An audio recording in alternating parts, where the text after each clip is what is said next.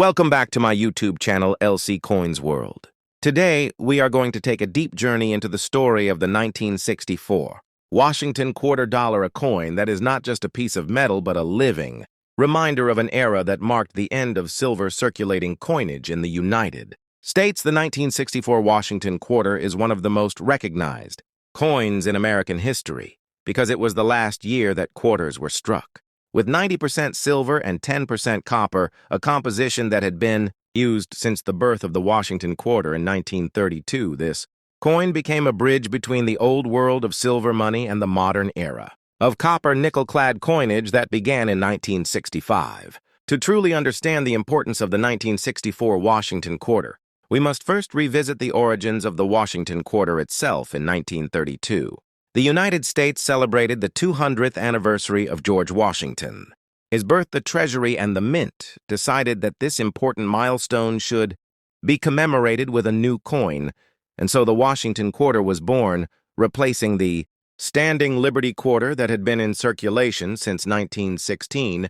The design of the Washington quarter was created by sculptor John Flanagan, whose portrait of George Washington, based on Jean-Antoine Howden's famous bust, became the face of the quarter for decades to come. The obverse displayed Washington's left-facing profile with the word Liberty above and in God we trust to the side, while the reverse originally featured a bold heraldic eagle, clutching arrows and olive branches, a symbol of American strength and peace. By the early 1960s, America was changing the post. World War II economic boom had fueled prosperity, but by 1964, silver prices were beginning to rise dramatically. Industrial demand and market speculation were pushing silver to levels where the metal content of coins, like dimes, quarters, and half dollars, was approaching or even exceeding their face value. This posed a major problem because when coins are worth more in metal than their denomination, people tend to hoard them or melt them down for profit. The government had to make a decision to preserve the coinage system. President Lyndon B. Johnson and Congress approved the Coinage Act of 1965, which removed silver from dimes and quarters and reduced it in half dollars. The 1964 quarter, therefore, stands as the last chapter in the long history of circulating silver quarters. The year 1964 itself was turbulent and fascinating. John F. Kennedy had been assassinated the year before, and his memorial, half dollar, had just entered circulation. The civil rights movement was gaining momentum. The Vietnam War was escalating, and the American people were living through dramatic social change. In the midst of all this, the 1964 quarter was struck in enormous numbers at both the Philadelphia Mint and the Denver Mint because the Treasury anticipated coin shortages due to silver hoarding. The Philadelphia Mint produced more than 560 million quarters, while the Denver struck over 700 million, making it one of the largest mintages in history. Despite this massive production, these quarters were quickly pulled out of circulation by collectors and silver hoarders as soon as clad coins appeared in 1965. For collectors, the 1964 Washington quarter represents both historical significance and tangible value because it is 90% silver. Each coin contains roughly 0.18 ounces of silver, which ties its intrinsic value to the price of silver bullion. When silver prices rise, the melt value of the coin rises as well. But beyond its silver content, the coin is a piece of American history. Certain varieties and errors make some 1964 quarters worth far more than their silver weight. For example, double die, obverse varieties repunched, mint marks, and high-grade mint state examples graded MS-66 or MS-67 by PCGS or NGC can bring significant premiums. Proof quarters struck at the Philadelphia Mint in 1964 with their mirror-like fields are also highly collectible, especially in cameo and deep cameo designations.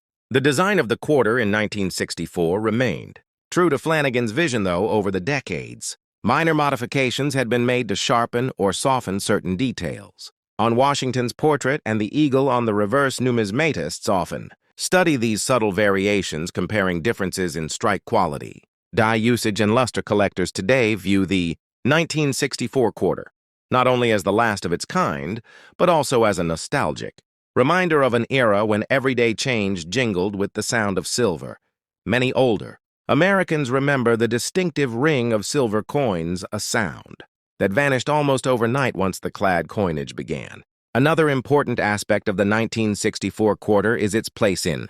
The silver crisis of the mid-1960s hoarding became so severe that, by 1965, banks were reporting shortages and the public was growing frustrated. The Treasury tried to keep silver coins in circulation. But as soon as new coins were issued, people withdrew them from the system. Entire bags of silver quarters were purchased and stored away, leading to a scarcity in circulation, but an abundance in vaults decades. Later, millions of these coins re-emerged when silver prices spiked, particularly in the late 1970s and again in the 1980s when bullion values rose dramatically. In terms of cultural significance, the Washington quarter by 1964 had already become the most common and recognizable coin in the United States. Everyone from children saving in piggy banks to soldiers overseas to families shopping at the corner store used quarters. Daily vending machines, arcade games, laundromats, and parking meters all relied on them. The 1964 Washington quarter was thus not just money but part of the rhythm of daily American life. Over time, the legacy of the 1964 Washington quarter has only grown in 1975 and 1976. The bicentennial quarters temporarily replaced the eagle reverse with the colonial drummer design, and later in 1999, the state quarters program brought 50 newly recognized coins of the 20th century, the 1776 to 1976 D. Kennedy half-dollar, often referred to as the bicentennial half-dollar. This coin is not just a piece of circulating currency, it is a piece of American history, frozen in metal that connects directly to the nation's 200th birthday celebration. The story behind this coin is rich, complex, and powerful enough to carry us through hours of discussion because it ties together history, politics, artistry, symbolism, and the very culture of America in the mid-1970s. The coin itself was struck to honor the 200th anniversary of American independence. The year 1976 was monumental as the United States celebrated its bicentennial with parades, fireworks, festivals, and patriotic displays across every state. The government decided that a major way to mark the bicentennial would be through the redesign of circulating coinage. The Kennedy half-dollar, which had already been an iconic coin since 1964, when it was first minted following the assassination of President John F. Kennedy, was chosen along with the quarter and the dollar to receive a special, commemorative reverse design. This was a moment in history when the United States Mint was not just producing money but creating a piece of art and heritage that would be cherished by millions of Americans. The obverse of the bicentennial half-dollar continued to feature the profile portrait of John F. Kennedy, designed by Gilroy Roberts, a portrait that by 1976 had become one of the most familiar faces in American pocket change. However, the reverse was given a completely new design created by Seth G. Huntington. The design depicts Independence Hall in Philadelphia, the place where the Declaration of Independence was debated and signed in 1776. This imagery is deeply symbolic because Independence Hall is more than just a building. It represents the birth of the nation, the place where a collection of colonies declared themselves free from Britain and set forth on the path to becoming the United States of America. Above the hall are the words, United States of America, and the denomination, half-dollar, while beneath it are the words, 200 years of freedom and independence. Hall itself is shown with exquisite detail, capturing the colonial architecture that stood as a witness to the birth of a nation. The design also includes a small depiction of the bell tower with the clock showing the time around 4 o'clock, referencing the era of the signing of the Declaration. This coin was struck in both clad composition for circulation and in 40% silver for collectors, creating two paths for Americans to hold a tangible reminder of the bicentennial. The D mint mark indicates that this coin was struck at the Denver Mint, one of the most productive mints in the United States mint system. Millions of these coins were struck, but despite the high mintage, many people saved them away as keepsakes of the bicentennial year. This is why, while they are common in circulated, of these coins were struck, but despite the high mintage, many people saved them away as keepsakes of the bicentennial year. This is why, while they are common in circulated condition, finding high-grade examples or those struck in special collector sets can still bring significant value for collectors today. But beyond its physical design and rarity, what makes the 1776 to 1976 D Kennedy half-dollar so captivating is the time in which it was minted. The mid-1970s were a transformative period in American history. The Vietnam War had just ended. Watergate had shaken the political trust of the nation. Inflation and economic struggles were affecting families across the country.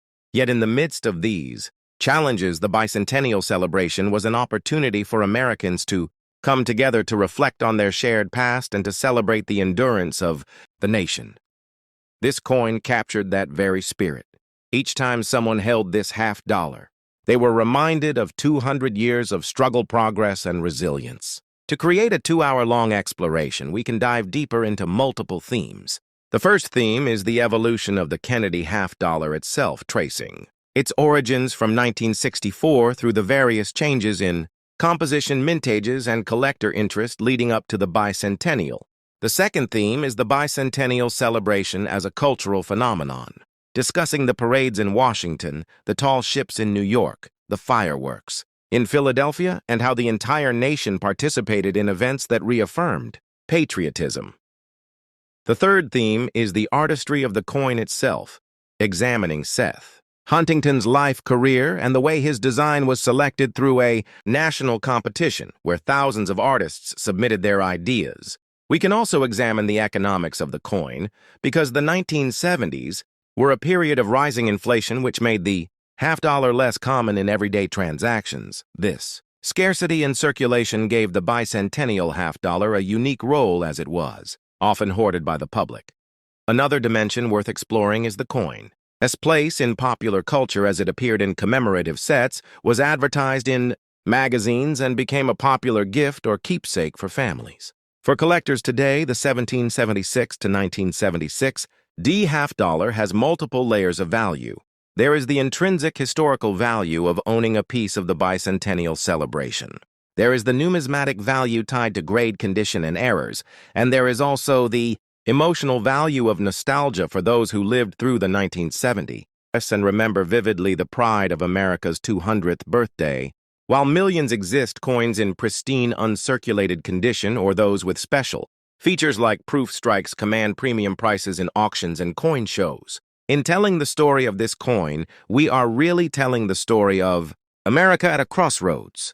In 1976, the nation was young enough at 200 years to still be shaping its identity, but old enough to look back at too.